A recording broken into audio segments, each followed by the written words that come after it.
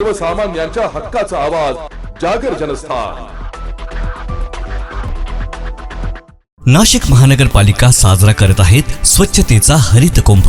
मित्रांनो, आज प्लास्टिकचा वापर हा आपल्या जीवनाचा अविभाज्य भाग झाला आहे, पण यामुळे पर्यावरणाला तर हानी होतेच, शिवाय आपल्या आरोग्यालाही याचा धोका होतो। प्राणी मात्रांचे, जलसाठ्यांचे, पर्यावरण व आरोग्याचे नुकसान होण्यापासून थांबवण्यासाठी प्लास्टिक पिशव्यांना नाही म्हणा, कापडी किंवा कागदी पिशव्यांचा वापर करा। आपल्या छोट्या बदलांमुळे मोठा फरक पडेल, शहरे स्वच्छ व सुंदर होतील। चला, प्लास्टिक मुक्त जीवनशैली स्वीकारूया आणि अस्वच्छतेवर मात करूया। नाशिक महानगरपालिका नाशिक तर्फे जनहितार्थ प्रसारित।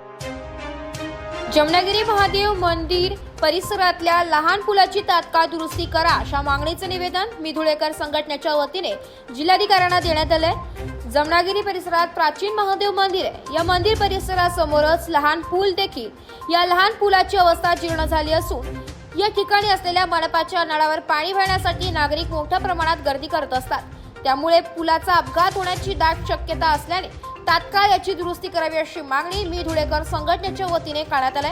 यावेळी मी धुळेकर संघटनेचे अध्यक्ष निरंजन भतवाल, छोटू पोतदार, दिनेश वाघ, किशोर बोरसे, विशाल गायकवाड, फरदीन शेख यांच्याकडे पदाधिकारी उपस्थित होते।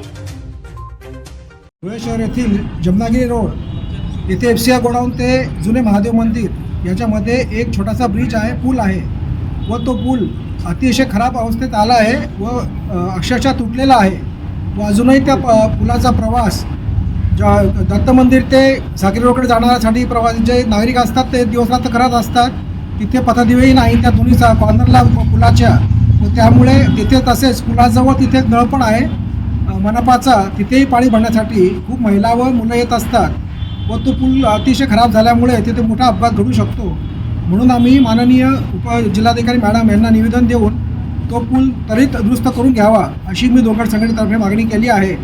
कारण की तो पूल आता पावसाळा पण सुरू होईल आणि आता तिथे तो अर्धा पूल पूर्णपणे तुटलेला आहे, तर तो पूल त्वरित दुरुस्त करावा अशी मागणी आम्ही केली आहे। जागर जनस्थान करिता रूपक बिरारी, धुळे।